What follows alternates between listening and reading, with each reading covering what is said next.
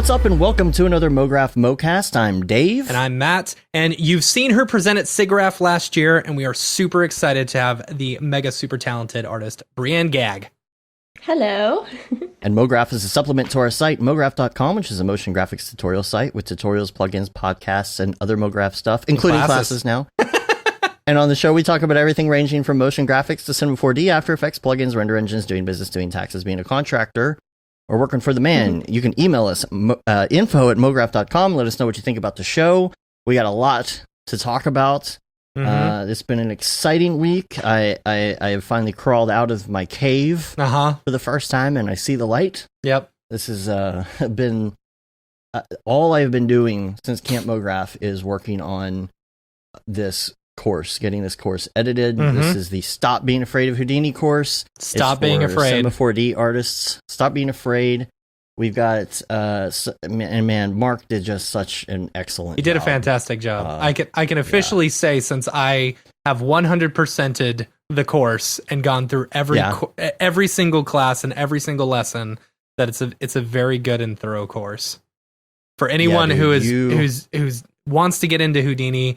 Especially in a C4D pipeline, like this is the go-to course. This will introduce you. This will get you really comfortable in Houdini, and it will also give you a really great foundation and introduction into, a lot of the different solvers. The RBD fracturer stuff, the pyro solvers, the particles, and so on and so on.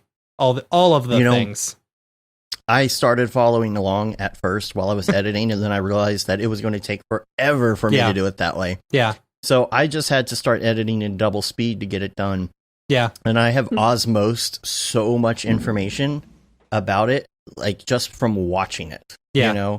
So like I can't wait to get in and actually like go back through some of these and actually do them myself, because like the terminology I understand, the structure I understand. And if you just keep going, this is what I've realized. If you just keep going, and these lessons can get hard, Yeah. Contrary to what Mark says at the beginning, which, Here's the thing. And here's what he's saying. He does make it easy, though. He does make it very easy. Houdini is very easy, I think, to understand. It's like, it's then wrapping your head around the different nodes, how they work. It's any other render engine. Like, you do Redshift can be easy. Octane can be easy, but learning all the nodes that you have to connect and where you connect them to, that's the hard part for me, but understanding how it works. Oh, super cake. Yeah, it is easy. Contrary to the comic book guys out there. Say what? 2 thumbs down. Houdini is not easy. Worst episode ever.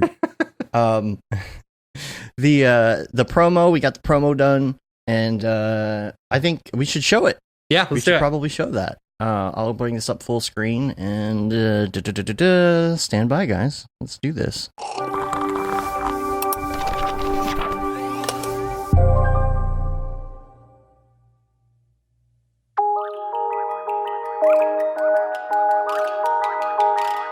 I'm going to start this whole thing off with 3 bold words. Houdini is easy.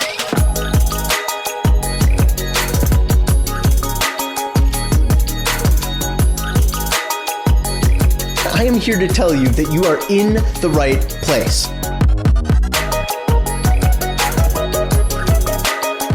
Stay tuned. Do some particle simulations, some fluid simulations, just all the simulations. Let's just run this again. For all of you who are like me, who love computers and graphics and animation, you got this! An introduction to Houdini for motion designers and Cinema 4D artists looking to expand their skills. My apologies for the lame recording. I'm making this up as I go. You really do need to know what this stuff is to do the cool things. Sooner or later, your brain is going to start making connections. You came, you conquered, you saw. And congratulations for making it this far. Why didn't I know this existed? Cheers.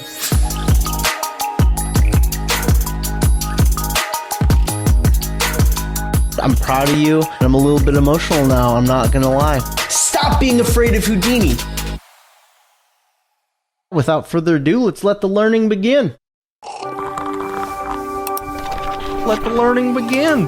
Let's let the learning begin. I got a couple things. We're tweaking a lot of stuff on the website. You know, we've had some questions and stuff like that, so we're addressing them and making sure all the info's in there.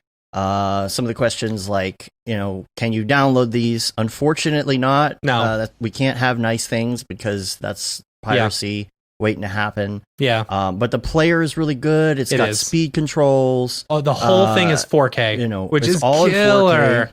I've been watching 40 hours. I watched the entire thing on my 55-inch 4K TV screen right above my monitor, and it was awesome. It was so good. But the for those who are listening, if you want to check out that promo or check out the class, go to mograph.com/stop being afraid of Houdini, or you can go to mograph.com/classes. Yeah, it's all up there. You can see all the info. You know, you got buy now, you can do more info, and then it kind of does a breakdown as well. You can watch the video, but there's also like a breakdown that comes up, and you can check out like all the chapters and what's in each one. Andy had a great thought. He said we should add the total runtime to these different chapters, so I'm going to put those on there later. Other questions, there is a video like of the very first intro that's in the course, so you can kind of get hyped up, because I think it's really cool. It's a great motivational video at the beginning. It's really funny the way that Mark did it. Software wise, Houdini 17.5 and up. Cinema 4D R18 plus. You could probably do it a little further back, but I'm just being a little cautious there. Redshift 2.640 and up. It hasn't been technically tested with beta 3, but I think it'll probably be fine. I may have been doing it anything with 3. out of the I don't ordinary. know. Yeah. I don't know. So you can do this also with the free version of Houdini. Yep. The only difference is that you can't export anything out of the free version. Yeah. You can do Alembic imports, but you just can't do Alembic exports. And you can do VDB exports. You can do, yeah. But you can't do Alembic exports. But what we do is we provide those Alembic files so that you can continue on into Cinema 4D and do the work. Because he does a round trip workflow to show here's how it would work with Cinema 4D. Because I think that's such a great workflow. It is, to do your sims and stuff and then bring it back into what you're really familiar with and what's honestly easier to use in general. And then, but you don't have to have Cinema. You know, you do have to be, you know, an intermediate or advanced 3D animator to kind of understand these. There's a lot of concepts that you have to already know, so that you can't be like a complete noob to 3D and jump into this. That would be insane. Maybe. Who knows? I mean, you could try, but you know, and then Redshift. You don't have to have Redshift. I mean, it's mostly Houdini, and then it will go at the end of a chapter and say, okay, well now we can just go render this. Yeah, and he add does. This and he this does all and the bring rendering vertex stuff maps. in Redshift. You know, he's exporting like velocity attributes and stuff like that, as well as color attributes. When you export those out of Houdini, they come in, and what's neat is in Redshift you can, you know, drop those velocity ones straight into the motion blur, so you can determine exactly how many. It's very cool. Like he also shows how to delete attributes. Yeah, in our exports, like Alembic exports, so you don't have too big of a file. Stuff you don't need. Yeah. It's very but yeah, 40 hours, 4K. Check it out. That's less than $10 an hour. That's less. It's less than $10 an hour. $397. And so. Yeah, we're super excited. I feel like I'm probably going to... See, the thing is, like, what I really need to do is take a break and rest this afternoon, but, you know, I'm going to be right back into it. I've got more updates on the site. We're going to release also a clip later on today of what it's like to be in one of the lessons, you know, like maybe a 10-minute clip so you can kind of see what his learning style's like. A lot of people requested that. I think that's a good idea. And, That's about it. Thanks to all our beta testers for helping us out as well. Liam everybody and Mark. really, yeah. And Yeah. Next week we're gonna have Mark on for a snippet. He won't be on the. We are gonna do a whole episode with him later. But we will have like maybe a 20-30 minute segment where we talk about the course a little in depth. That will be at the end of the episode, which is Fuck Render next week, actually. Yay! So, yeah, that's gonna be awesome. And also, happy birthday to Barton Damer, by the way. Yay, Barton! Happy birthday! Happy birthday! Hearts. So that's heart you. Okay, so that's about it. We've promoted out for now. Yep. Just wanted to quickly hop to Ravcock. What's your flavor? What's your flavor? I haven't done that in a couple weeks. Yeah. Just quickly, right now, I wanted to mention: is there anything new in Octane Redshift going on right now? I don't know. I mean, we've talked about 20, and then Redshift 3.0. And then, no, I don't think there's anything new. There's volume displacement. Yeah, now? Volume displacement. Or was that already there? I don't know. I don't know. Ariev posted a lot of pictures of his new awesome machine. Yeah. That bad boy can pack so many kudas. Oh my god. And then, yeah, that's all I got for that. So. Oh, was auto sampling released, Mark? Says that's Redshift. Redshift. Yeah. Yeah, I don't know. I haven't messed with that. That'll be nice. Man, I've just been in a cave for 3 months since camp, so I have no idea. I will tell you, camp kind of inspired me to really get go. Even on that promo video, like I felt like when I was designing, I was paying more attention to color. Yeah. And like, I don't know, it just, camp was just, I feel like super inspirational, super refreshing. So, speaking of, all right. If tickets go on sale March 20th, no, April 20th, sorry. The week of NAB. So make sure 420. If you're at NAB to hop on, get your tickets to Camp Mograph. Our sponsors for Camp Mograph, of course, Otoy, Maxon, Video Copilot, and I don't want to mess up their name. Massive. Hold on. Camp Mograph. I'm stupid. I'm sorry. 420 minimum. Yeah, minimal massive. Man, I knew it was minimal massive. That's right. I'm a jerk. Minimal massive. Local Portland studio there. We're super excited to have them on board. So thanks to all of our sponsors. Are you going to come out to camp? I want to come. It's not too bad of a flight, I bet. No, not at all from LA. Yeah. So yeah. I think I'll be there. Yeah. The great thing, I was talking to Dan Marino, Troy Aikman, the other day about he was booking his flights, and he found flights from New York City to Portland for only like $250, $280. It's like this place is like it's very easy to get to, and all you have to do is just get there, and get get your tickets, and you got a place, you got basically room and board paid for. Which is always the most expensive part of any trip, Yeah. And you get to hang out with us. I don't know. And I still haven't been to Portland. Oh, Portland's amazing. Very pretty. I hear it's similar to Seattle, but better. Yeah, because there's not so many tech companies. Mason says, I don't watch the news. I don't follow tech posts. I watch this. Nice. Aww. There you go. See?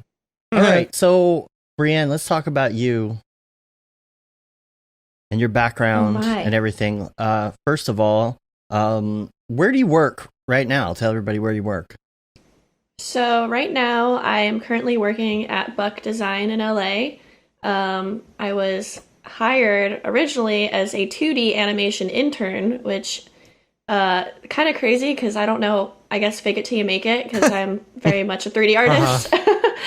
But I guess animation is the same for everything. It's like the same kind of principles. But so, yeah, 2D animation intern. And then I switched. I got hired as a designer because I was like, I really don't like 2D. I want to do 3D. And then recently, like 2 or 3 months ago, I'd say, I actually joined the CG team at Buck. Cool. But because they're starting an internal C4D team right now, which is pretty cool. Rock on. I mean, they've had C4D artists, but it was never really like an actual pipeline. Usually it's Maya and stuff. So right now the C4D artists are working alongside the Maya people. Gotcha. Kind of sharing our skills together, which is awesome. That's rad. And so... Oh, Shams! Yeah, Shams is in here. So, tell everybody about your schooling, too, because you were a student of Brodeurs, right? Were you? Okay, yeah. Nice. So funny. The funny thing is, did you know he actually taught 2D? I did not know that. No. No, I didn't think I knew I used to cry. Oh, man. He made me cry. Not really. He didn't make me cry. I cried because I hated 2D, but... Don't we all? Yeah. Yeah, but then I was in his 3D class as well, and that's when I was like, oh, wow, I'm actually doing what I love. Like, this is great. Yeah, he taught me to really love cinema, so pretty happy with that. Yeah, and now we go to conferences together, so that's kind of weird. Yeah. Now we can be like drinking buddies. Yeah, right? Yeah, what's he like as a teacher compared to drinking in Vegas? I would say... I'm sure he passed out tests and he goes, just do it. Yeah. We actually, we kind of made fun of him a little bit for that. That's funny. Yeah. And, he's a relatively young guy. I remember when I was in college, I was like 21, 22, and my teacher was 24 years old. And it's like, dude, we it's always weird. It's like, can we go out drinking together? Yeah. Is this weird? Yeah. Like, I don't know. We've asked him a few times, like, hey, you want to go to Growlers, which was like this local pub right by where we went to school. He would never come, obviously, but our department head would. What a lame-o. I know. What the heck? Did you what did you do like before school? Were you into anything in that realm, art or was this like, when did you start, I guess, realizing that this is what you wanted to do? I don't know. I guess I kind of just fell into it. So I've always been like an artist or tinkerer, like just making things from when I was really little. But then I actually moved my freshman year of high school to Florida from New Jersey. So I kind of didn't really have any friends, and I was just the weird art kid who would sit in the art room during lunch and eat by myself with everyone that was also a weird art kid. Cool. I guess that's kind of where it started, and I was in one of my art classes, and one of the recruiters from Ringling came into the class, and she showed a demo reel, and I was like, oh, that's what I want to do. So I applied to Ringling, and I applied to SCAD too, but I didn't even go through with it because I got in with Ringling, and I knew I wanted to go there because my family was in Sarasota, and it was a great school. And they luckily gave me a lot of scholarships because it's so expensive to go there. Yeah. But yeah, so I really didn't know what I was doing until I got there. Lots of tears because it was very hard. Because Ringling their school system like teaches you how to be a professional from the start, I guess. And you kind of hit the ground running there. Like it's not holding your hand. It's like, if you don't go to every class, you're probably going to fail. The homework is intensive. Like, I had no life. So I felt very lucky that I actually picked something that I wanted to do because I had no idea going into it. And now I'm doing what I love every day. Like, it's not even work. It's just like art is everything, Yeah. But before that, I never messed around in any programs. Like, I find now talking to some people, they're like, oh yeah, I was messing around with Cinema 4D and I was like 15. Like, what? That's crazy. How did you even know what it was? Yeah. It's because they're 16 Not now. me. Right. Yeah. So Bree, coming from Jersey and then moving to Florida, you and Brodeur had a lot in common. Oh yeah. Right. Funny. So have you ever done any of those tutorials where, like, a 12-year-old is teaching you how to use something on on YouTube, and it's just like, Probably. man, this kid knows more than I do. It's so like intimidating. Most of the time, it's like different languages, and I'm just like watching it, trying to see what's going on. And like half the time when I'm on the computer, I never wear my glasses anyway, so I can't even see. Or like those tutorials where there's no voiceover at all, and it's just people, and they motion with the mouse in like circles and stuff, and like they're trying to show you what to do without any audio. That's fine. Oh my. At least they don't start every tutorial out with, "Hey, blah blah blah blah blah, like and subscribe, like and subscribe. Make sure you mash that subscribe button whenever there's new." Yeah. Anyway, accurate. So okay, so you went to college. So how did you get where you are now from college? What was your path?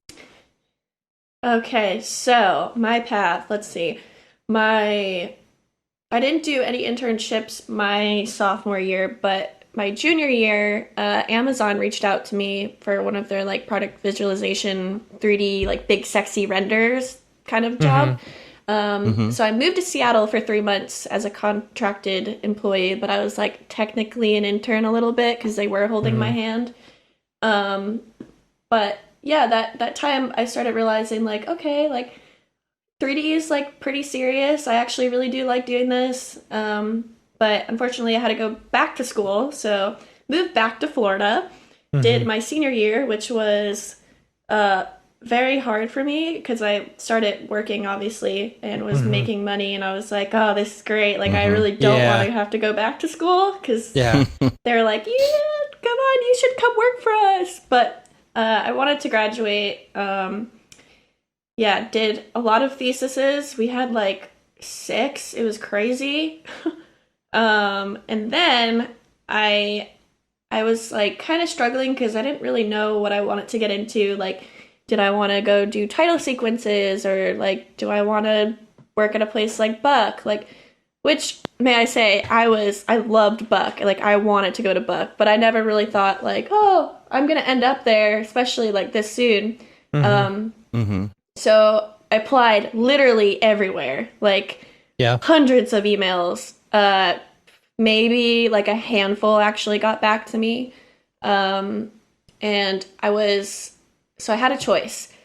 Amazon and the Mill had actually wanted to hire me as an intern as well in Chicago.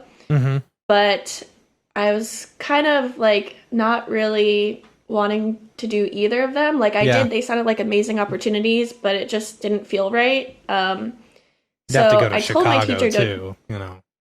Yeah, I don't know. I don't think I could do the snow, especially like coming from Florida. It's so hot. Like, I think I would die. But I told my teacher, Joe Donaldson, I'm sure you guys know him. He's amazing. He did motionographer, and he's also a teacher at Ringling and was an art director at Buck. So I told him about it, and I was like, I don't really know what I want to do. Like, I'm really lost. And he's like, well, where do you really want to work? And I was like, well, ideally I want to work at Buck. Like, I think I would be a good fit, like my style. I mean, I would have to grow a lot, but yeah. And he's like, well, I'll see what I can do. So, I guess he reached out to them or something. And I ended up getting an email from this girl, Solana, that used to work there. And I was like, oh my God, like Buck. Yeah, so I had an interview with them, and then I got on with Brian Honey, and I was like, yeah, sure, I'll do 2D animation, like, whatever. That's funny. Yeah. And so, yeah, from there, I just packed up and left like a month later, and I've been there ever since, just switching jobs constantly within the company. Yeah. And this really goes to show that, like, in this industry, it's all about making connections and meeting people and getting to know people, because, just like that story, like, you may not have been able to get an in necessarily, or an easier in at Buck, without the people that you knew.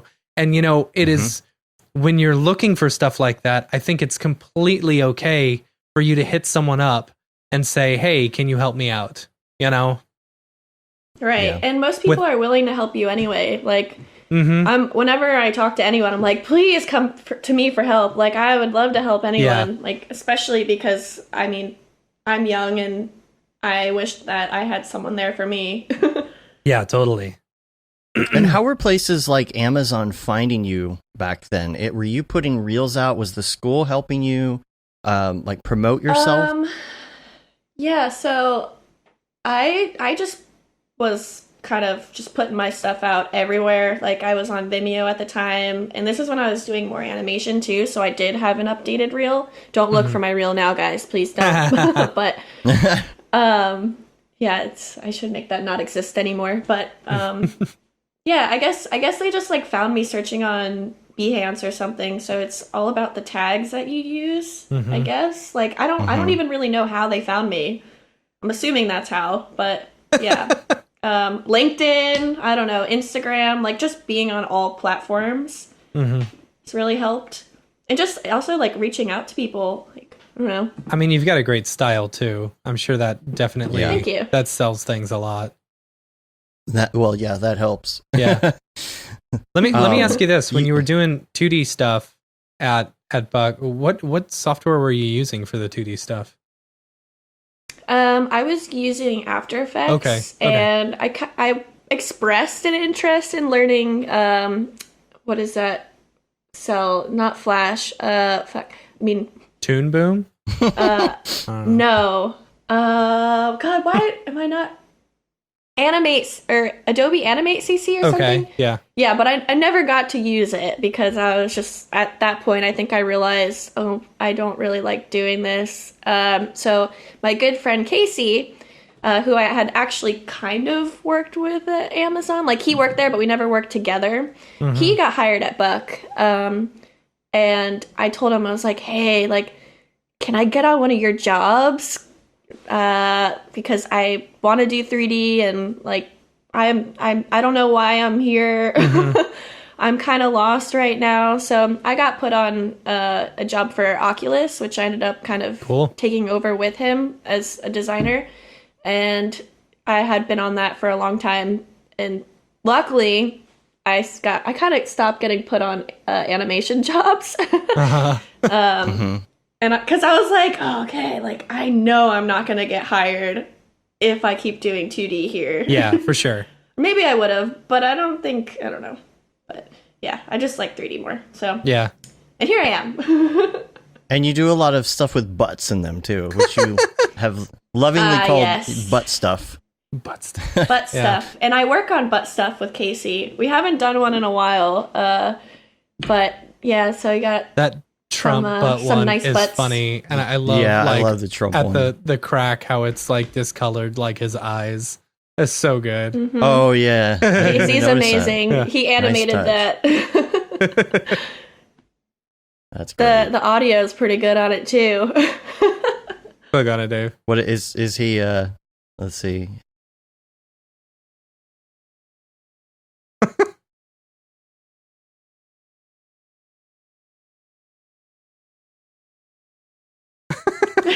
Is it a loop? Yep. Did you record that yourself? It just keeps going over and over. I thought it was. Yeah, I thought there was going to be like more. A silly thing. Just a bunch of kazoos. It sounds like. Yeah, that's great. Yeah. So what kind of advice? Oh no! Sorry. Go ahead. No, I don't even remember what I was going to say. What kind of advice would you give to younger people? Because nowadays, like Matt and I were like in different industries. We kind of fell into this. It was kind of this weird organic thing that just kind of happened. And it wasn't something that we specifically went to school for. And a lot of people, I mean, there wasn't school for that before. So a lot of people now are thinking about going to school, or they are in school. So what advice would you give for people who are thinking about doing this, or who and also who are in school and thinking about, okay, where am I going to go with my career? Yes. Okay. So, one thing I guess is you got to fail a lot. Like fail a lot, a lot. and just like become an expert through doing that, because you're never going to learn unless you kind of get down in the mud and are like, oh, like this doesn't look that great, but I know I can do better, and how can I make that better? Mm-hmm. That was definitely something I struggled with a lot, because I had these like great ideas, and I kept getting caught up in like, I can't do this, or I don't know the proper tools to do it. And I think I just had so much on my plate, and I just couldn't figure it out. And then one day it just clicked, and I was like, like, first of all, I don't need to do everything. I don't need to be a master at every single thing I do. I should just find something I'm really good at and stick with it. So that's one thing of advice. Also, I feel like a lot of people, and I was also guilty of this, they start defining their success based on other success. Right. And comparing themselves like, oh man, like, why am I not getting like this, per se, so many likes, or like, why am I not getting a staff pick or whatever? Like, why am I just not there yet? Like, it's not a race. Actually, my global head of design, Brian at Buck, he made a really good point to me the other day. And he was like, Brie, it's not a race. Like, it can be, but it's a marathon. Like, you know, things are ever changing. Like, nothing is forever. You know, you can change your trajectory at any point too. So that's kind of cool. And I feel like motion graphics kind of offers you that opportunity to work in different fields if you really want it to. If this isn't really what you want to do. Like, I don't know if I'm going to be doing this forever. I don't know. Maybe I'll just like start scrapbooking when I'm older. But let's see. I actually wrote this down because this is just important to me. Like, I feel like I needed all of this to be said to me a long time ago. Also, lose your ego and be nice to people. Like, there's like, if someone's asking you for help, like, help them out, you know? Like, we're all in this together. We're all figuring this out. Like, we're defining the industry right now. I don't know. Stuff like that. Positive attitude. Like, just keep going. Like, fail.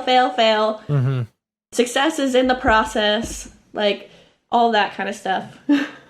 Yeah, that's great. And the positivity is such a big thing. And, you know, I feel like a lot of it comes from specifically the Cinema 4D people. Yeah. You know what I mean? Everybody who's centered around Cinema 4D seems to be so much more positive and so much more community oriented.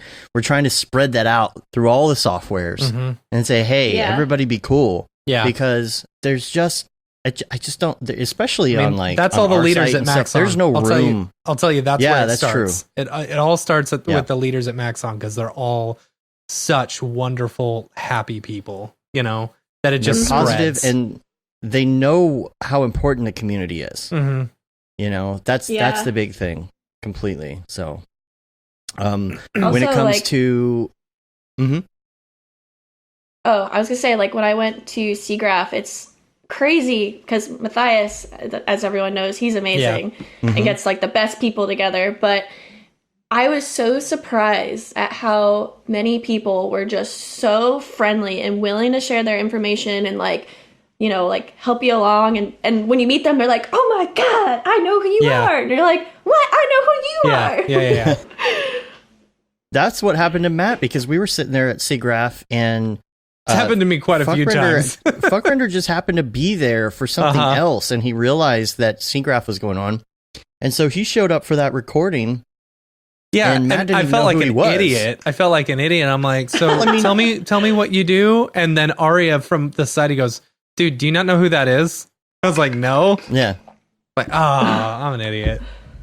Well, I mean, you don't know what everybody looks like. That's the thing. That's why we have to wear our pins. Right. Oh, man, it's almost time to start on pins again. Almost time to start the pins. Oh, man, that's a lot of work. Yep. Yeah, there's such a great, I don't know, like being positive and just helping others, like it feels like the karma comes back around.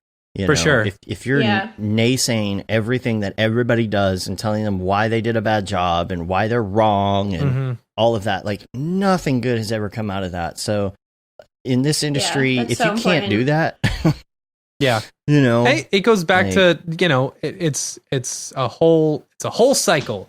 You know, you go to these meetups, you meet these people, you know, you make good connections, you're friendly with these people, you know, you help out other people. It's all going to come back to, you know, help you out in the end, you know? Mm-hmm. Totally.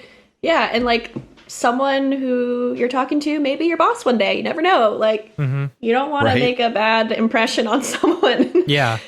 Especially the younger generation now that's getting into this, because I feel like they're going to be my boss one day because they're so good. Yeah. Yeah. The younger generation. Okay, I know I'm young, but there's I'm people, just messing with you. there's people even younger than I am that are like killing it.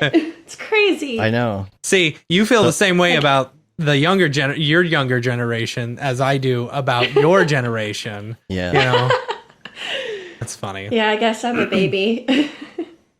Just in this. Do you feel like I feel like recently, especially, I don't know, there was something about Mograph where there was just so much more younger, fresh new talent that came in. Yeah. Like it felt so good, like to feel like it was mixing it up a little bit. I did feel a little bit old, I gotta say, at that point. Plus, and also Mograph, there were, I mean, we had an exact, you know, 50-50 male female ratio. So you get like there's and so many different backgrounds and stuff like that. You get just such a wide mix of stuff instead of it just being here's a bunch of titles that I worked on, you know, or something like that. Here's a bunch of dudes. Yeah. Yeah. Well, I feel like that with that Mograph, it really felt like, you know, with younger people coming in, it really felt like now the what do you call it? Why is my mind blank right now? Anyway, the balance between male and female is getting better. You know, there are more women now coming into it. You know, as far that's what I feel like anyway. Just seeing that, and like it's a good side. Demographic. That's demographic. There you go. Demographic. Yeah. So my question though was, this is just what I felt like I was noticing with a lot of the Instagram posts and stuff like that. Some very big 80s influence coming back right now. Yes, I see that too. Yeah. I mean, do you like the vaporware almost, but like 3D vaporware? It's so random. Like, it's everywhere. It's like all over my Behance. Yeah. And it's funny because I'm not very inspired by that kind of stuff. I don't know why. I hate to say it, but I'm not a big fan of the 80s. It's all right. Those who grew up in the 90s aren't a big fan of the 80s either. Yes. Are the 80s popular because of nostalgia from being in the 80s, or are the 80s that retro cool?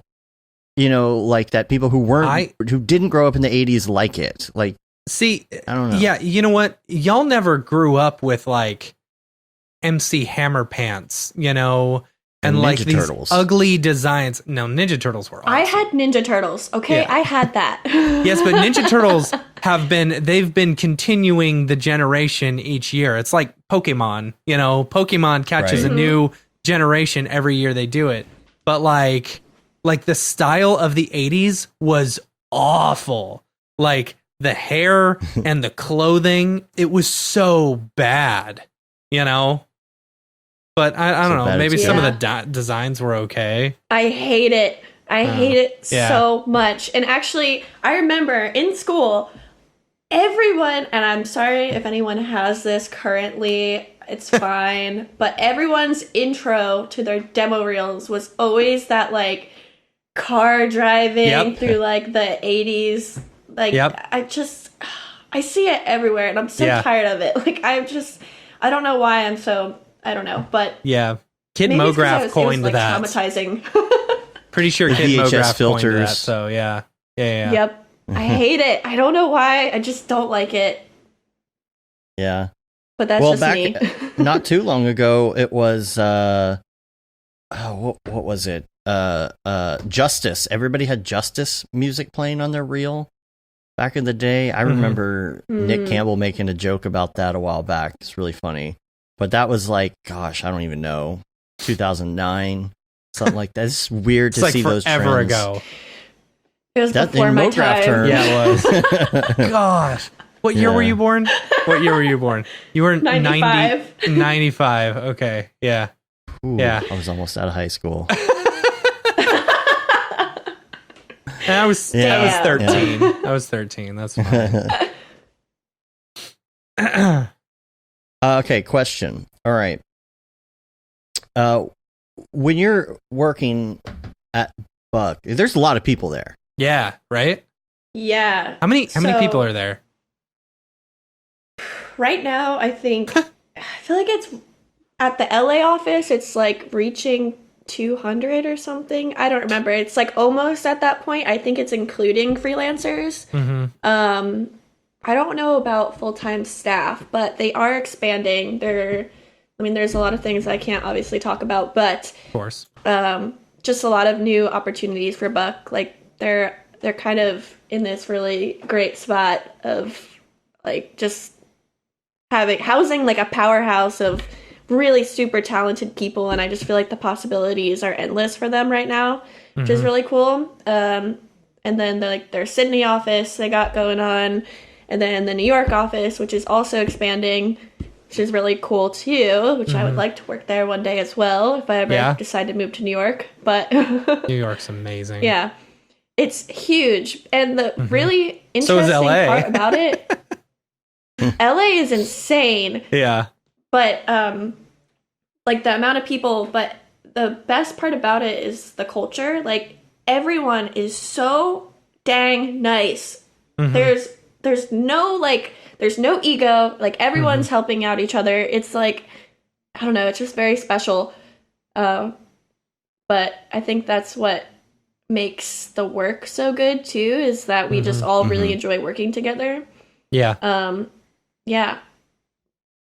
What do you do like pipeline wise?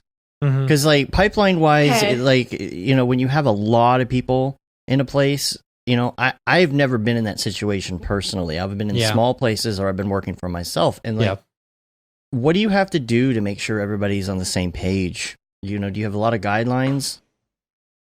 Yeah, so it's pretty interesting. And I since I worked on so many different teams there, like they all have their unique pipeline for that. And I guess right now, so the Cinema 4D team is kind of just being built.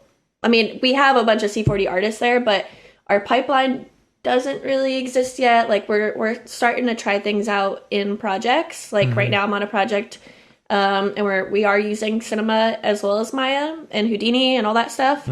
But we don't necessarily have a pipeline yet because it's new. But we're mimicking the Maya pipeline as far as I'm concerned. Like they have the Maya pipeline that they use is like, I don't understand it. It's amazing. like everything is just figured out. Like everything, it's organized. Like it's great. But yeah, I don't know. It's getting there because we're still fairly new, just starting out. Like we're still hiring people, seeing like what we can actually take on doing cinema. But yeah. So what are you looking forward to doing like this year, moving forward, 2020? What do you want to learn new moving forward? Besides Houdini, of course. So, yeah, no, I do want to learn Houdini. I am a little scared, but you guys made it sound not so scary. So nah. Houdini I think I'm going to take the class. Is easy. Yeah. Yeah, Houdini is easy. And also, like, I literally, like, sit next to people that do Houdini, too. So, and another great thing about working at Buck is, like, there's so many people that are so talented and willing to help you. So, yeah. I feel like I would maybe this year gonna try to learn it, but I want to work on more production jobs, I guess. Like doing animation and stuff. But I also I would like to start taking on like a more art director role eventually. So hopefully like tailoring myself to get there. For sure. Learning new things, like just so if I were to be an art director, I can like actually understand what people are working on and have the skill set to do it. Mm-hmm. Yeah. And have the clout, you know, like the experience that makes you. Yeah, I mean, you know, I was never really technically an art director, I guess, anywhere. I mean, maybe technically yes, but not on paper. You know what I mean? And so, it seems to me like anyone who is labeled an art director, if they're like super inexperienced or they come from like a different area, like a lot of times some companies will hire art directors that haven't touched the software, you know, or it's a manager person, or it's even sometimes you end up with a salesperson who's your art director. That's the worst. It's super frustrating. And having that experience, you know, and having a little bit of, I don't know what the word is I'm looking for, but, you know, you have to have respect from the people that are working under you, or else they're just not going to care enough, I guess. You know, you know, your opinion really has to mean something. And gosh, sometimes it's just like, oh, well, Bill from sales said you need to do it this way, and you're like, okay. Yeah. Yeah, totally. Like, obviously that's a long shot right now, and I guess I'm new in the industry. Like, I'm only 24, and I only graduated in 2018. So, but eventually, like, I want to start like tailoring myself to get that way. Yeah, but you definitely already have a leg up in that area for sure. For sure. So, you know, you've started on this and you've gotten to where you are so early that it's going to be pretty easy for you to get in that role really quick, I feel like, you know. Do you do any side work as well? Like, is that a thing? I know some companies don't allow that, so. So, a lot of the time, like at Buck, if I do have some free time, like when I was doing more designs, when I was on the design team, say I'd be working on a project, and a lot of the times, like my style of going into things, and when I start making things, I just kind of like wing it. Like I don't really plan anything. I just like plug nodes into each other and see what does this, and usually end up with some sort of like happy accident. So I actually have this folder on my computer that it's like titled Happy Accidents. That's so funny. I just like take a little screenshot of it, and then I'm like, I could turn this into a little project and like use this texture for something or whatever I was making that wasn't supposed to look that way. Like actually a lot of my recent stuff on my Instagram has all been like little side projects that I've done at Buck because it was just like a failed style frame that would have never gone anywhere anyway, or like little happy accident where I'm like, oh, this wasn't what I was trying to do, but it looks really cool. Yeah. But I've been doing a lot of collage stuff lately too at home. Like I try to get off the computer as much as I can and just work on something else, because I feel like I hate how saturated everything's become. Like everything's starting to look the same. Like so I try to get inspiration other places. So like I like to thrift old books and just like find some really cool photo books. Actually, I have one right next to my desk. It's called Snog. Nice. And it's all pictures of people making out. Hot. It's great. Man. That's funny. Hot stuff. I got it for $5 and I'm gonna make some cool print out of it. Cool. I don't know, but yeah, in college I did screen printing too, which I really want to do again. Yeah. But I need to find like a studio space or something, because you need like a power washer and all that stuff. But I actually made animated prints in college, which I think is pretty cool. Yeah. How do you do screen printing? I've always wanted to do it, but I felt like there was so much materials needed, you know, that it just I was just like, nah. It's pretty expensive. And I guess in college it was easy for me because the resources were there. Like we had a power washer, we had screens, we had the squeegees, like we had literally everything at our disposal. So I haven't even done it since then. And it's just like, it's super messy, and so I feel like you'd actually need to like rent a studio space to do it. Yeah. Unless you have a garage and free time. But yeah. That makes sense. But try to stay fresh and other things. That's cool. The happy accidents, I feel like a lot of things that I've actually come up with have been happy accidents like that. And there's what I've noticed is that doing that and doing like R&D when you're working on something, the only good things I've ever produced, I've spent extra R&D time on.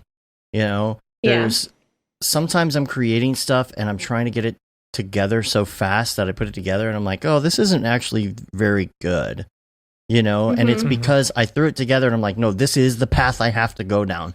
You know, when I stop it and I say, oh, you know what? Well, let me try it this way, or let me try lighting it a different way, or, you know, whatever that is. I feel like every time that I've really spent time in that area is when I've come out with something good on the other side that didn't feel rushed or ugly or, you know. Totally. And like usually when I do that, like I'll just set things aside. If I'm just getting like stuck on something and I'm just it's not fun anymore, then I put it away and I come back to it. But yeah, it's all about exploring things. I feel like when I'm actually trying, like I'm like, I gotta do work now, and I sit down and I try to do it. Like, this is why I can't do every day, is because I just cannot force myself to do this. I just end up making something that's like not, I don't know, it just never looks good. I guess I'm very intuitive when it comes you feel to like designing. You could be a perfectionist?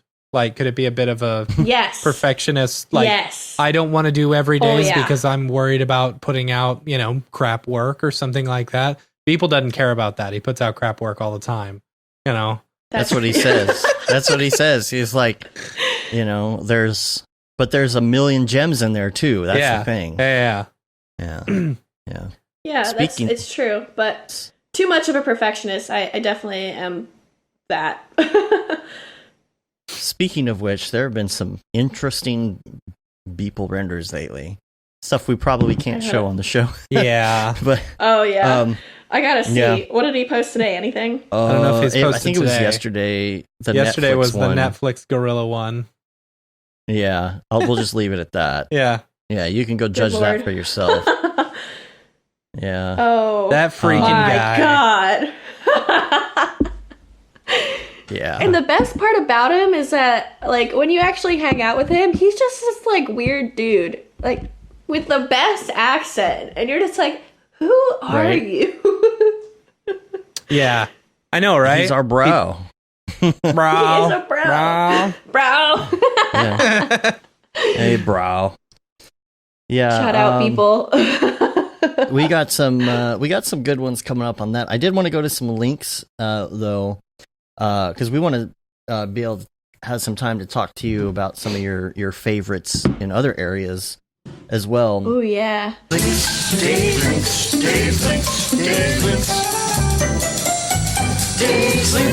Link-wise, of course, Stop Being Afraid of Houdini. I'll put a link to that in the show notes. Also, I don't think we talked about this yet, but Ryan Summers joined School of Motion as the 2D creative director. Yeah, that's exciting. Yeah, that's super awesome. He wrote this really great post, and it talks about his journey and everything. He mentioned Camp Mograph in there, which I was like super honored that he wrote that in there. And so we're wishing him the best on that. That sounds like that's going to be really awesome, and can't wait to chat with him about that as well. Mm-hmm. And then the only other link that I had was the Star Wars Last Stand that Sakani did. He did a breakdown video, a really good breakdown video, and so I'll put a link to that in the show notes too. I kind of perused it, but I didn't get to really like sit and like pause and look at, you know, because when people do a breakdown video, you want to pause and like look at all like little intricacies and the screenshots and stuff. It looks like so much work went into that. Rick Boga says, check out the self-help graphics in Boyle Heights. They do a semi-regular workshop for screen printing. Cool. He said all really nice people in a great community. Very nice. Yeah, hit me up with any screen printing, like artsy-fartsy stuff. Cool. Also been wanting to take life drawing classes, because I can't draw. Yeah, I've thought about doing that as well. Yeah. I would love to try that. Like just very gestural drawing though, and like nothing crazy because I'm not at that level at all. Everybody says that helps, and I just never get around to it enough. I've tried, but I know it's really supposed to help you. I mean, that's how Beeple renders started out in the first place, were daily drawings. Yep. And I'm sure that had to have helped him a bit. Should ask him that next time. Like, how much did that really help to, to just, even to inspire. Yeah. Doing something else instead of doing it on the computer. If I could just get good enough to make some decent storyboards for clients every once in a while. Right. Right. This is like, just sketch it out for us. It doesn't have to be anything too crazy. And I'm like, all right, well, you haven't seen my drawing. Honestly, I got an iPad to like try to get better at drawing because Procreate is pretty great, and the streamline feature on it, I feel like, oh man, like I can't draw, but that stuff makes my drawings look 10 times better. Yeah. That's the same reason I got an iPad Pro. Same for Matt. He got an iPad Pro for the same reason. Yeah, and I had to recharge it the other day because I hadn't used it in a week and a half. I know. But yeah, Procreate is so great for that. I feel like everybody's using Procreate, and they've got the new animation feature, and it's becoming the Photoshop of iPad, Yeah, I don't even use Photoshop anymore. I canceled my thing because I get it through work, but yeah, I don't really do anything at home other than use Procreate for that. So right.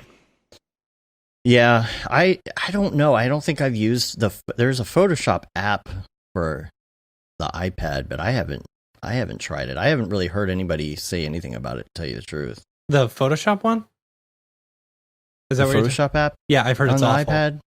Oh, like really? you start doing a stroke or something, and it takes forever to catch up. Like, nah. That sucks. Yeah. Procreate has upped my storyboard game. Yeah, that's Digital Castaway. He said the iPad, and the iPad were my favorite instruments this year. Yeah, even at Camp Mograph, people didn't really bring computers per se, but instead of bringing some people drew on paper, of course, but a lot of people brought the iPads, and I don't feel like that's that big of a deal. If you're drawing and bring an iPad, that doesn't feel too techie. I basically bought an iPad Pro so that I can draw with everyone else at Camp Mograph this next year. Yeah. Yeah. That's funny. Yeah. Well, when I go, I'm going to bring my iPad too. Do it. And hopefully I'll be better at drawing. Yeah. See, that's what we need. We just need a drawing class. I was going to say we need a drawing class. Yep. All right, Mark, let's work on it. Let's get her done. Digital Castaway also says, Photoshop on the iPad has a couple more iterations before it's ready for production use. So, yeah. Now, but I will tell you what I really do like that Adobe came out with, and I've probably talked about it before, is Adobe Rush. It's a really great mobile app, and I think David had something to do with that, right? Who? Matt McGavran? Oh, I don't know. I honestly don't know. I think somebody told me that he was on that team or something. I might be wrong. I'll have to double check that. But if so, mad props. There are too many Davids in this world for me to keep up with. It doesn't get enough publicity. I'm telling you, you can edit. It has like some really good intuitive tools. You can edit stuff on your phone, and you can tell it to go to the cloud, and then you just open up the same app on your computer and start editing there. It's back and forth. I wanted to edit some mountain biking videos that I took with my daughter. And they were all on my phone, and we sat down for lunch, and I just knocked it out. You can do titles and everything, but can't be good at everything, Adobe. Yeah, but that's one thing that they're good at. So yeah, just need to get that RAM preview going. So, all right, let's do a little bit of Beeple's People. Beeple's People, where'd you get that Grebo? Beeple's People. What's up with that guy? I'm gonna people. Get out Beeple's People. Get out your Beeple viewer of choice. For me, that is Twitter. pull that up here. I should have that up. Yes. Pass the gorilla photo before I pull it up. Yeah, right? Yeah. Oh, gosh. Let's see. I'm going to go to, this is January 5th, Year of Our Lord 2020.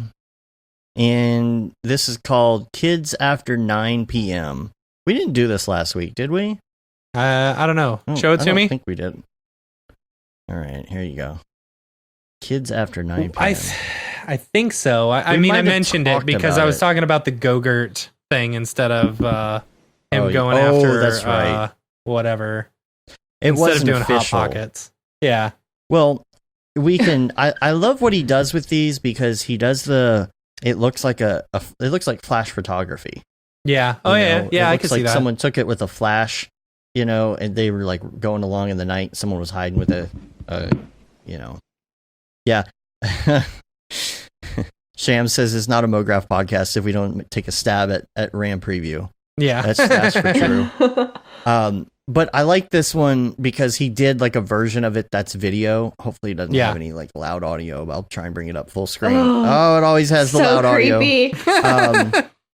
But it's a little different. There's no Yoda head in it. I don't know why he decided to take that off. I don't know. I think he was going for more of a Lord of the Flies-esque looking, feeling with it. At least that's what I get.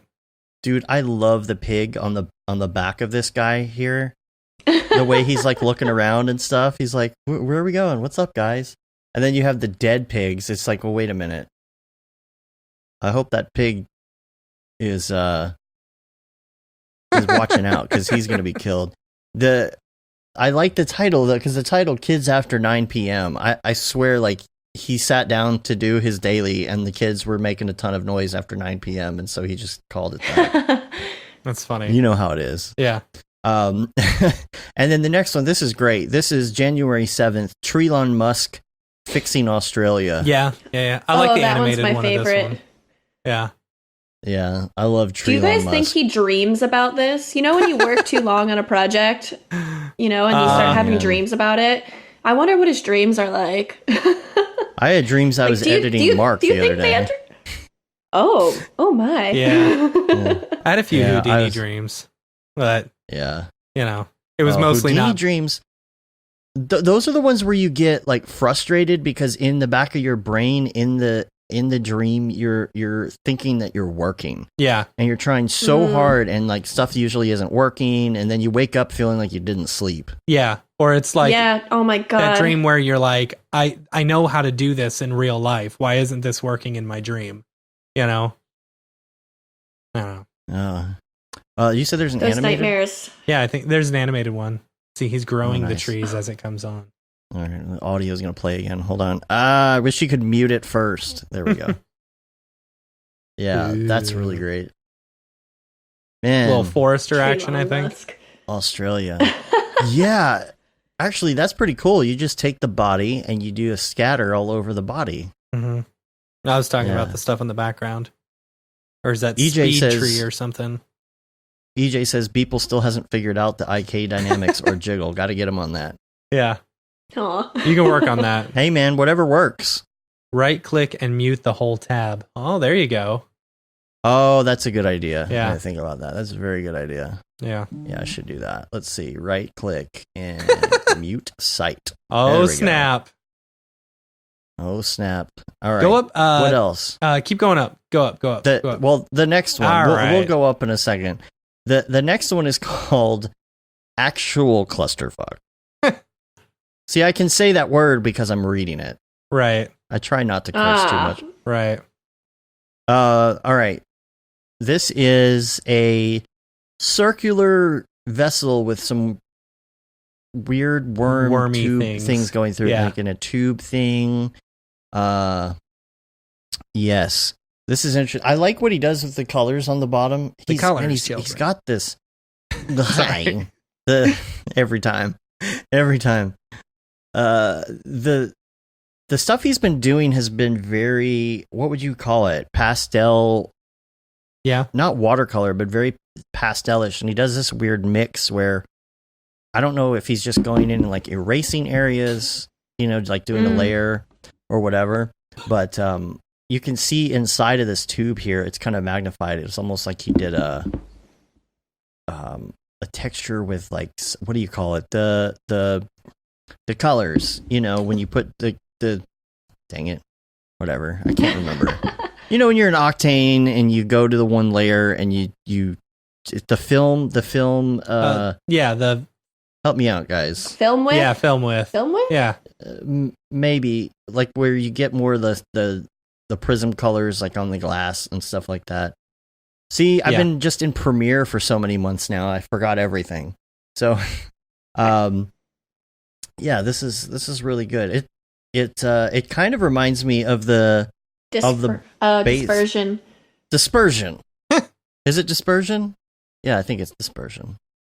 Man, I feel like I black out when I work. I just don't even remember what anything is. Yeah, like, you know where the place memory. that it goes is, but yeah. Yeah, or the thin film, the dispersion, the film, the film with the thin film. You guys know what I mean. I'm tired. I didn't sleep much last night. Yeah, too excited about this launch. I know. I went to bed at like 4 a.m. and I'm like, I know I'm not going to sleep. I know I'm going to wake up to all the slacks. Yeah. And of course 8 a.m. There it was. What else were you looking at on this one? I don't want to do any more because we're going to save them for another one. But Beeple was on. What is this? With Luke Peters. I Don't Deserve a Podcast with Luke Peters. So yeah, you all have to check that out. Anyway, all right. Let's go to Mograph Recommends because we want to learn about your influences a bit. It's always interesting to hear, and sometimes we connect the dots. We're like, that's why your style's so crazy because you watch such and such movie. So we're gonna start out. I know you did your research. I see you sent me some of these. So get out your notes, and which is good because then you'll have that life hack at the end, which most people have a hard time with because. Oh yeah, I feel like I have really stupid life hacks, but they're also really smart. That's okay. Yeah. No, let's start with your favorite movie. Or not necessarily all time. If it is, it's fine. Or, your most recent favorite movie. So, funny thing, I feel like I actually really don't watch a lot of TV or movies or really anything. Because when I do come home from work, I am like, get me away from technology. Yeah.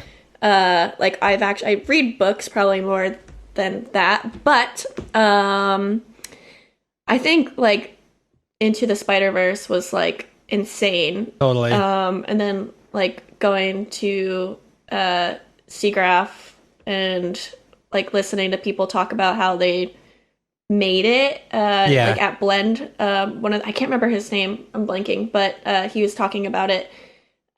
Just insane. Like, it's crazy. That's like the future now of animated films. I don't know. Movie, I feel like TV show, I'm better at answering. Yeah. What is that? Shams thought it was going to be some indie French movie. Oh, dude. Okay. Yeah, you're right. I don't know. Yeah. I mean, actually, I tried to watch, what was that movie? Not Mona. Not Mona? What the heck is it called? What was that super artsy film? Hold on. Amelie? No. Amelie's great. I can't remember it. Oh, Roma, right? Isn't that what it's called? I don't know. I've never heard of it. I don't know. Roma? I'm so uncultured. Same. I mean, I barely watch movies. I need to... Yeah.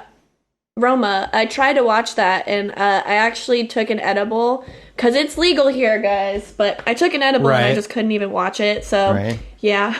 But that's, like, my super, like, artsy movie, I guess. Yeah, I feel like taking an edible can either make it really good or really bad. Yeah, it was really bad. I was like, I can't do this. This is too slow. Yeah, if it's a slow movie, you're like, ugh. TV shows, though, like, let's see. Right now, I'm watching I'm binge watching Mindhunter because I love true crime. Oh, Mindhunter was so good. What so what season are you messed on? Are you on 1 or 2? I just started 2. Oh man. Yeah, I haven't Don't seen give I'm not going to anything spoil away. anything for you, but there's one episode, one person that they interview, and it's just like, oh, that guy's crazy good. Yeah, the actor Yep. who they got to play him was just awesome. Oh man, it's so messed up. But obviously, oh god, I feel like I have to watch a comedy after that. 'cause Right? I'm like, oh my god, I feel like I'm like barely breathing watching it. Yeah. But I also just finished watching Modern Love and Forever on Amazon Prime. I haven't seen that. I feel like a lot of people haven't seen them, but Modern Love is really great. It really messes with your heart. Like, it's based off of a New York Times or something post, like an article on there. And Forever is really funny, so I recommend that. It's kind of like existential, which I love. Mm-hmm.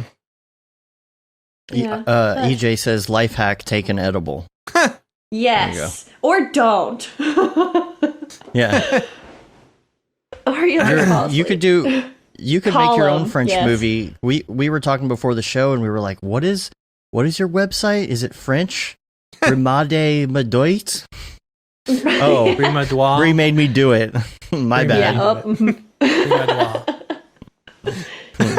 Uh-huh. Briamadois. Briamadois. Les croissants. All right. What else do we have on the list for recommend? Music. What kind of music? Oh, so that one's hard too. 'cause 80s. I It's listen- 80s, right? Oh my god! Flock of no. Seagulls. I listen to everything, so I feel like because I work on a computer all day, Yeah. I'm like constantly trying to keep it fresh, and so I'm not listening to the same thing over and over. Like, probably listen to Blink 182 10,000 times, All and I'm right. definitely sick Yeah. of it now. But Which album? let's see. Oh, Mm. a lot of them, all of them, all of them. Blink is very special. She left me roses by the stairs. Yes. Surprises let me know she cares. I saw You're so Blink good at in, it. I saw Blink in concert a couple of times. The first too. time it was right after Dude Ranch came out, so they were still relatively small, you know, and it was there was maybe 150 people in that club, and I was right up against the thing. It was right when they got Travis Barker, you know. It was Yeah, totally I saw it them was an too, but- insane, but all but- their songs sounded the same in that first Well, album. I Second saw album, Blink sorry. too, but you were 4 years old at the time. I'll just mention. Yeah, let's I see what guess, was this. yeah. It was I don't my even, ninth I don't grade even year. really listen to them much anymore. Yeah, see, it's funny. Like, I'm assuming you're talking about Spotify or something, because Spotify will play me tons of ska music, and it's like, okay, I like ska music. I'm not going to turn off ska music. I like punk rock music too, you know. But it's like, apparently, the highest listened band for me last year was Less Than Jake. I was like, I don't know why. It's not like I chose it. I maybe once put on a Less Than Jake album, but apparently that was the most listened to album. Because I always do just That's like, funny. I do the Daily Drive or the Daily Mix or something like that, and it just throws a bunch of Less Than Jake at me. Apparently, I you actually listen to haven't more even than used Jake. Spotify in a while. I use Apple Music and YouTube now. Oh, yeah? Which I don't really like Apple Music, but I'm on a family do I. plan, All so right. That's funny. we're all sharing it. Yeah. But YouTube has Yeah. been really nice. It's funny, my friend Patrick and I, during work, we like Slack each other all day and just like send each other music recommendations, Oh, which that's cool. usually it's like super moody sad boy songs. Yeah. You know, like, we're like, such why as, not? like Bright hold on, Eyes. let me. No. Oh, you need some like, Bright let's Eyes in see. your life. No, that's like. Hold on. What is Let's that? see, Too let's see. sad? Is that too sad for you? Let's see. Like Delta Sleep. There's a band called Only. Ooh, I really like War Paint. It's like this like super moody I don't know, introverted stuff that I can like actually work with. What was the second one you said? I love these names. Only or right. Warpaint? I'm writing them all down so I can listen later. Oh, I will send you any music recommendations. I listen to everything. Bria, are you on our Slack channel? No, I'm not. All right, I'm going to send you an invite. Should be. All right. Yeah. Those band names sound like club names. Oh yeah. Yeah, like pretentious you can club find me at names. the club. Like there's a club I saw one time in North Carolina. Warpaint. Is your mother and I are separated. No, there's a club that I saw in North Carolina one time, like that, super pretentious, and it was called Much. Ooh, Much. I'm That's like, funny. oh man, that sounds. It could be a good band name. Yeah. Much. Yeah. Hmm. Much. ah, All right, I just sent you Someone sent you an invite. ooh. Now I'm going to be Yeah, EJ I can says get that more Warpaint's Slack Nirvana notifications. cover is awesome. Oh, is it? Yes. Which I love which Warpaint. song? All right, never mind. Yeah, which song is it, Which EJ? song? And then there's a cover that just reminded me. Did you talk about this on the show? The song that Gibbs listens to when he's upset. Oh, Africa, the Weezer version. Yeah, The Weezer cover. yeah. My kid listens to. When he's upset. Yeah, like if he gets mad at me and goes and pouts to his room, he's 6 years old. When he gets mad at me and yells at me, and I tell him to go to his room, he goes, "Alexa, put on Africa by Weezer." He'll just pout on his bed. Aw. Well, at least he's not listening to like heavy metal, because that's what I do. Like sometimes I'll be sitting there animating and I'm just like not having a good day, and I'm just like, I look all calm, cool, and collected, but really what's Right. going on in my headphones is like death metal. As soon as you lift one ear, it's like. "Da-na-na-na-na-na." Have you seen what is that? What's the one about the woman whose husband dies in a car accident or something? I can't remember. It's on Netflix. And that's what she does to like get her stress out. She just like jacks up the volume in her car listening to really heavy metal. That was me. Yeah. In a car, and you said car crash. I was thinking of like, what's that song? What's the name of that song? It's called by is it Crash by the Test Crash Dummies? Test Dummies. Yeah. That's why. Yeah, that's why. Man, that was I an don't know why awful song. Yeah, Weird was- Al's that's- version is better. I don't remember that one. Yeah, EJ says, "Oh, it was so funny. It was so funny." Because it talked about Lorena Bobbitt and remember the guy gosh. who spray painted the cars in Singapore and got caned No. in the 90s? No. You don't? No, I don't remember Oh. that. That was like 94, 95, 96, somewhere in there. I don't know. French Monkey's online. What's up, French Monkey? What up, French Monkey? We need to figure out your. Yeah, we need to get you on. EJ said "Undertow" is the name of the song. Yeah. Ooh, I'm gonna listen to it. Yeah. Oh. All right. What else is on our list? Let's see. Do you listen to podcasts? Hey, I kitty. listen to podcasts. So every day I start off my day listening to The Daily, if I want to be depressed, because usually it's like something very bad going on. But see, I love listening to the TED Radio Hour too during work sometimes. Yeah. It's really good. It's kind of like mindless and informative at the same time. And then like any true crime podcast, Yeah. because Have you man, listened I'm so to into it. Have you listened to S Town? No, but if you recommend it, I'm gonna write that down. S-Town. But S Town is really good. It's interesting. It starts off as a true crime, and then ends up being just something wildly different. It's so interesting. But yeah, That's cool. I'll have to listen to it, because I feel like I've gone through almost all of them and I feel like I'm running out of ones. But if you haven't listened to Live and Die in LA and oh man, what's the Dahlia murder one? Hold on.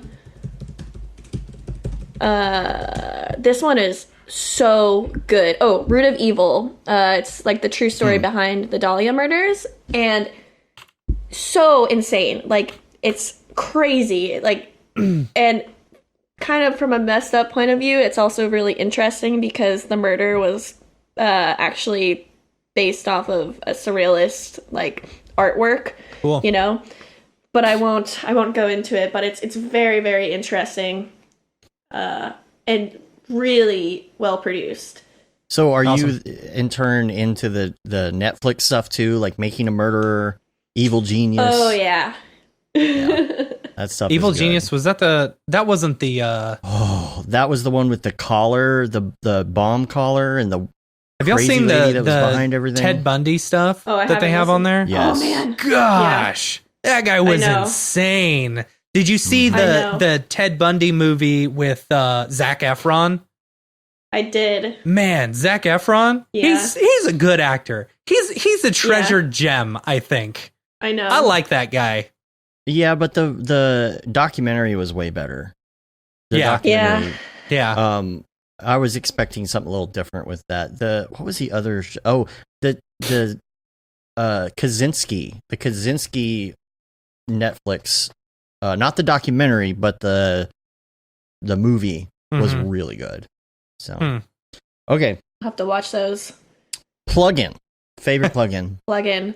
Oh, you know, I actually really don't use a lot of plugins.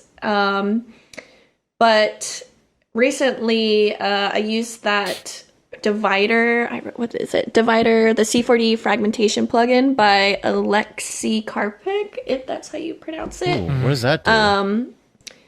It's free. It's pretty awesome. It's kind of, you guys have definitely seen it. I don't know how to describe it, but it's like it just like fragments. I'm sorry? Is that Ace 5 Studios?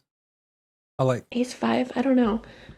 I found the link on Behance actually. Okay, and Sham says you better say Octane. Yes, obviously Octane.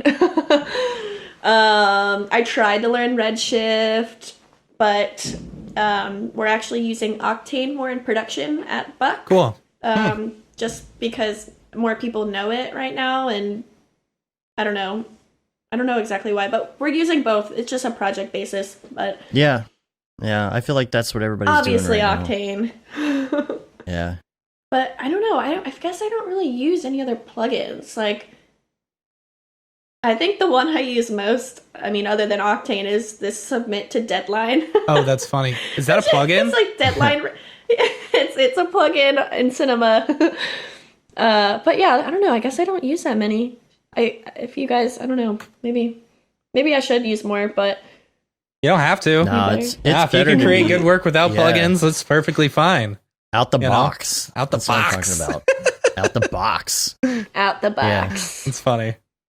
How about headphones? Okay. Yeah, so I'm using a pair of like cheapo $10 to $15 headphones at work right now. I have these Beats ones, but I got them for free with my iPad because I totally used that my student card that's going to be working for the rest of my life. I'm like, yeah, I'm still a student. Haha. Yeah, that's sure. But I haven't been able to find a good pair of headphones that I can wear with my glasses. Like, these are killing my ears right now. Yeah, I bet. Oh, yeah. I bet. I cannot find any headphones that feel okay to wear with glasses. Yeah. Like, and I've given up.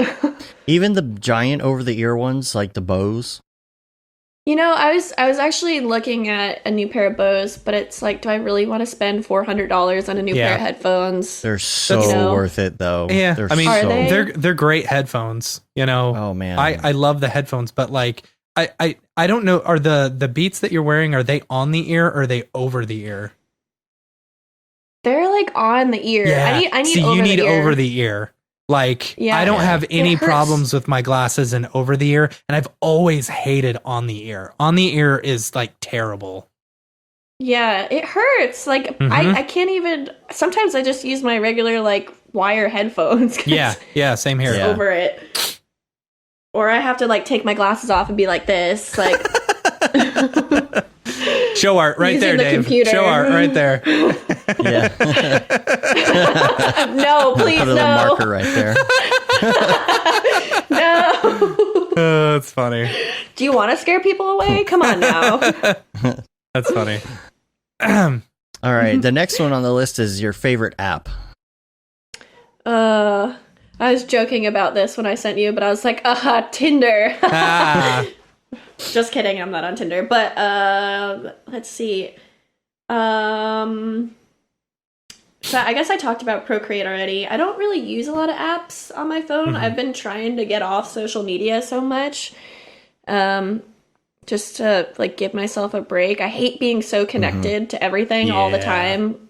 And it's just like takes away from huge living. Outflux of people leaving social media. Like, yeah, I think, I don't know. There's going to be a big push for like more outdoors, more nature, more whatever, you know, getting off of social media, stop being tracked as much, you know. Yeah. I've moved completely over to Firefox and DuckDuckGo in order to try and keep the tracking down as much as possible. I don't know. That's whatever. Yeah. It's like I actually deleted my Instagram like a week ago because I was like, I'm taking a short break. And it's crazy because you realize how much you don't really miss it. Like I was never like, it's so mindless. Like I would like reach for my phone and like, maybe I want to scroll through Instagram and not even realize that I'm trying to do that. And then I catch myself and I'm like, why? Like, what am I? I'm not, this is not even productive. Yeah. Like, this is taking hours out of my day that I could be doing something else. Or you've seen the same 12 Facebook posts over and over and over again. Yeah. You know? It's the same thing. Yeah. It's so saturated. Yeah. That's me with Reddit. Like, I'll grab Reddit and I'll just go through and just hope for something new, you know? Yeah. That was me with Facebook. Like, last year, I deleted my Facebook app. I told myself I wasn't going to go there. I made it until like April before I went there because I had to. But then I'll go there like once a day just to see if there's anything new. But there's not. It's just everyone talking politics. Facebook is the bane of the world. Sorry. Yeah, I would like, you know, and Instagram and everything else. And it's like another thing I hate. I try not to use my phone so much.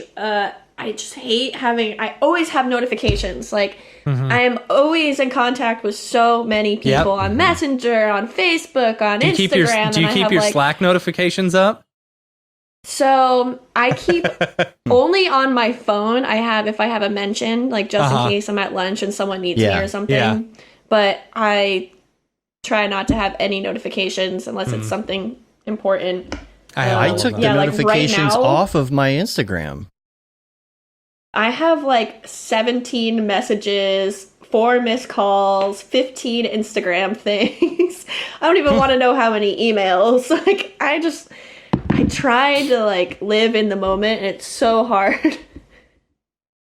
The Instagram stuff, I got so fed up with Instagram because, first of all, when you have multiple Instagram accounts, you get notifications for all of them. Okay, so I have my personal, the Camp Mograph, there's the Mograph.com, there's the one for our business. I'm like, okay, it's enough of the Instagram stuff. And they were sending notifications like, so-and-so liked your post.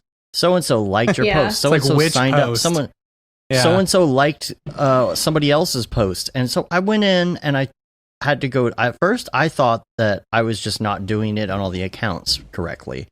And I tried to do mute notifications and all of that. And then I tried to go in and tell it, don't tell me when someone likes something. Don't tell me when someone, my friend from Facebook signs up. And I turned everything off just to see. And I was still getting notifications. I'm like, why am I still? So I just turned off notifications altogether. I'm like, you know what? Fine. I'll turn it back on when we're at an event so I get notifications and stories. But like, I just can't deal with that you see it in the corner of your eye all day long, turning on. You're like, oh my gosh, just. It's enough of it's not even the fact that like, you know, I don't need to know that that's a like. It's just like the distraction is just so terrible. Yeah. Anyway. So annoying. Yeah. Rant. Yeah. Oh, I could go on forever about it. Now, life hack. Let's get down to that one. Yeah. Let's see. Okay, so I guess it's not really a life hack, but for someone like me who's always cold, I always bring a blanket to work, and I just keep it on the back of my chair. Okay. Yeah, so it's like a shawl blanket, so it's not so weird. It's really nice. It's flannel. It's cute. But I always wear boots. Like, I always have heel shoes on. So I bring like little sandals to work.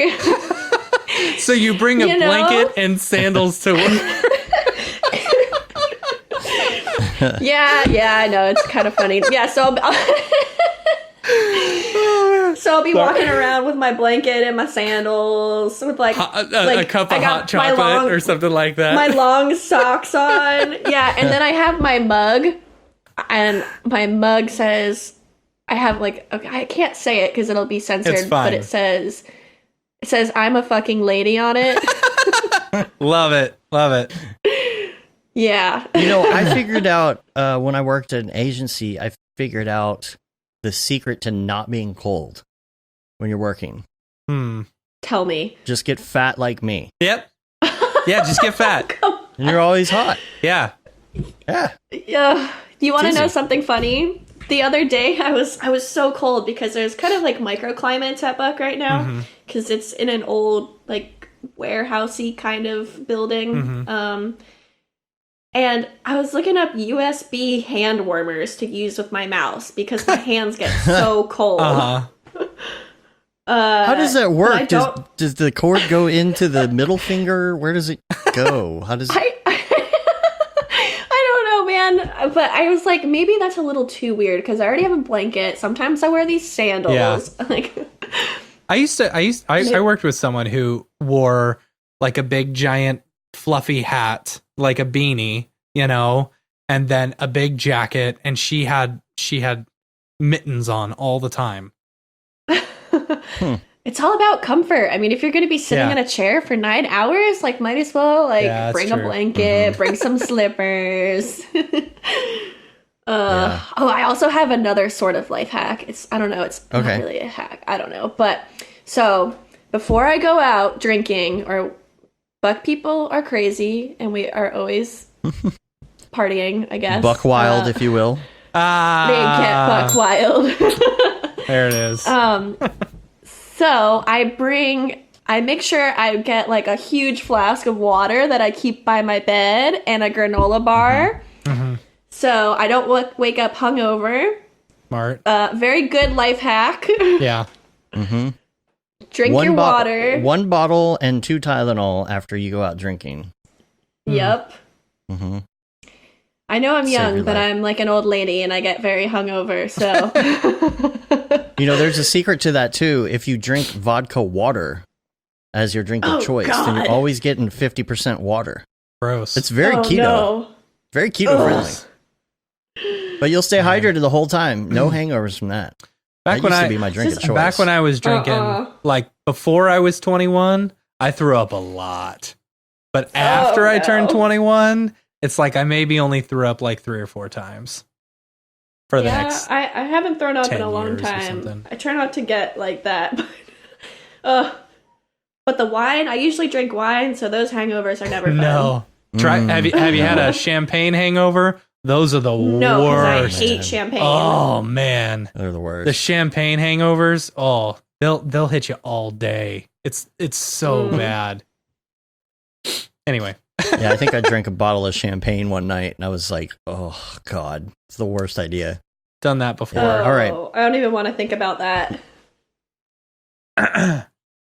Also, that's right, because I forget. This was from Amy, actually. She put this option in here that you could pick your favorite book as well. So I think you had one of those, right? Yeah, I have a few. What I'm reading right now, it's called The Emotional Intelligence of Human Psychology. Easy, light reading. Easy stuff, light reading. Yeah. It sounds crazy, but I don't know. I find it really interesting. It talks about like, actually, let me grab it. It's like, let's see, because I haven't gotten very far. That sounds like there's a line in the outtakes that I'm going to put in from Mark that where he says something so extreme. One of his sentences, I'm like, I know some of those words. That's what your book title sounds like. Yeah.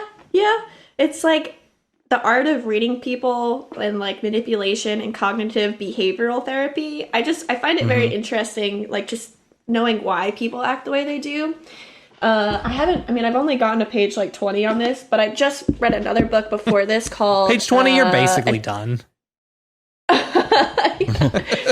It's called Attached by Amir Levine and Rachel Heller, and it just talks about attachment psychology, which I guess I'm very interested in psychology and like why people do things, but I also think it's pretty important to learn about these things if you want to go into more leadership stuff. For sure. So the attachment one is very interesting. It relates to love, but you can use it for friendships or like just being a leader in general. And it talks about how there's like 3 different types of attachment styles. There's avoidant, secure, and there's anxious. And I recommend everyone to read it, especially if you're in a relationship or like whatever. I mean, really, even if you're not, like I'm not, but it talks about like conflict and conflict resolution and like how you deal with things and how you can speak to people in a more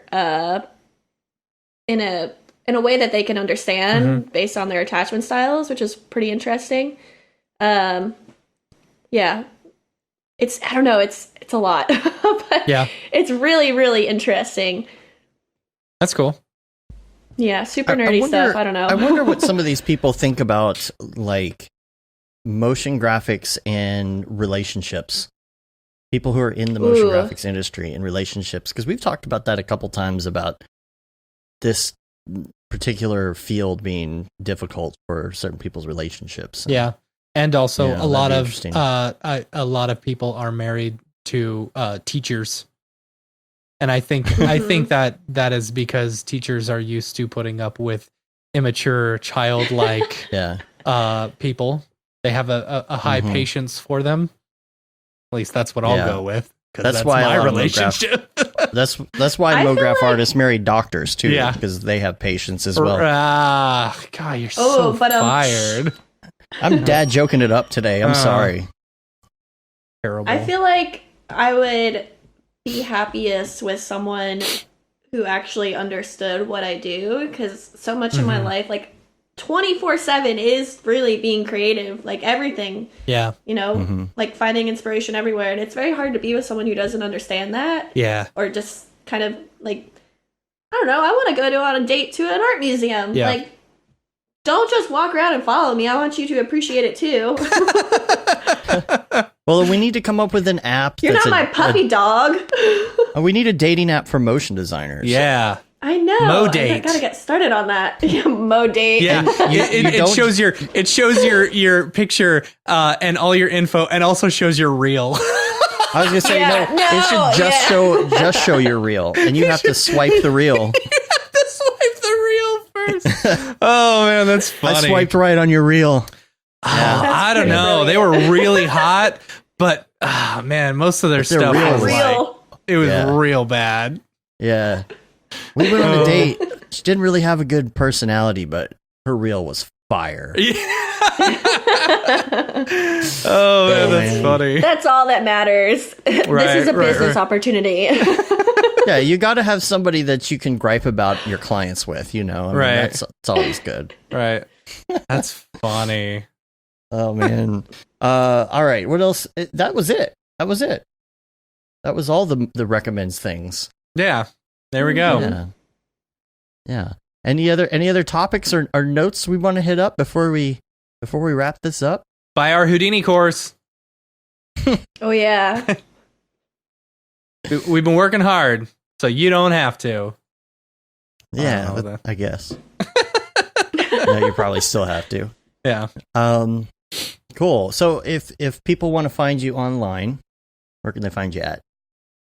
You can find me everywhere at Brie Made Me Do It. I think everywhere. I'm like on Twitter now, but I don't use it. Instagram. Yeah. Or whatever you guys said it was. Brianne Yeah, so you can find me there. Remade Madrois. Yeah, I like that. Yes. That's funny. Just sounds cultured. Yes, as you know, I am. Cool. Thanks, Kevin. This is another great show. Thanks for the insight. Aww. So we love you, So, Kevin. We love you, Kevin. Yay! Kitty. Yeah, this is our new cat. Hello, Kitty. What's the cat's name? This is Lucy. Hello, Lucy. She's a Void. And this is Lucy, a Oliver. boy. Hold Okay. on, let me... And we have Oliver. I had a boy cat named Josie. He's a very pretty redhead. Aww.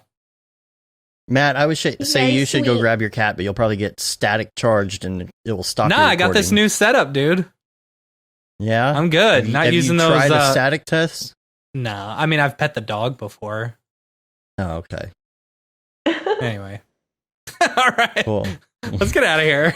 All right, we're gonna get out here. I got You work rate to us on do. iTunes, leave a review. You can also subscribe on your podcatcher of choice. It really helps us get our ratings up.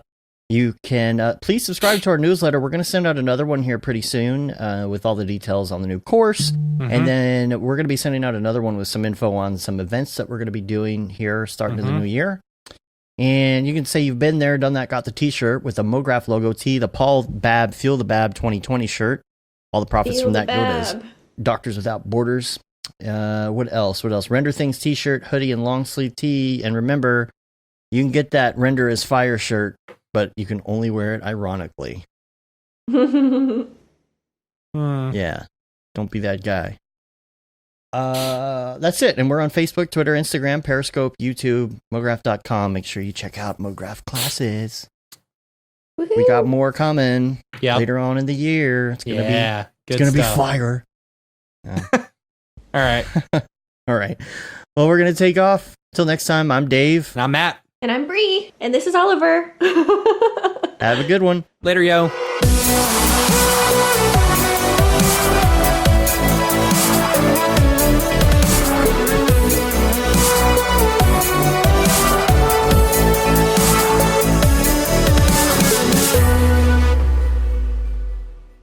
It's pretty good, I guess.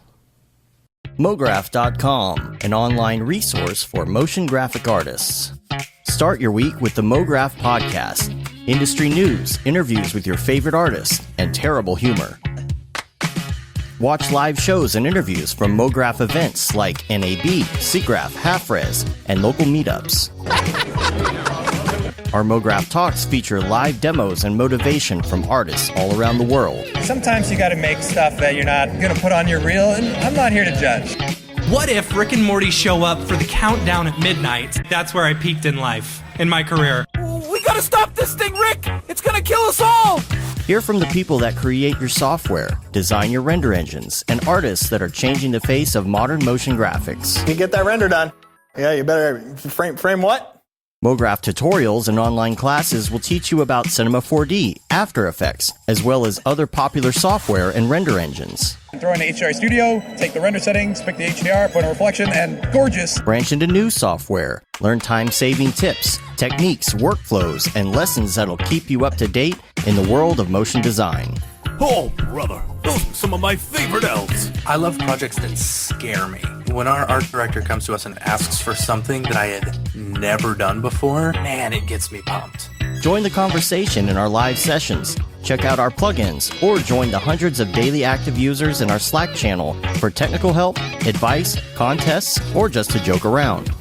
Real nice banana. Ah, that's so funny. All right. I'm gonna live forever.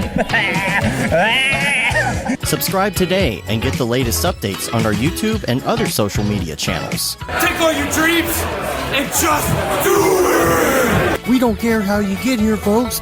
Just get here. Subscribe to Mograph.com.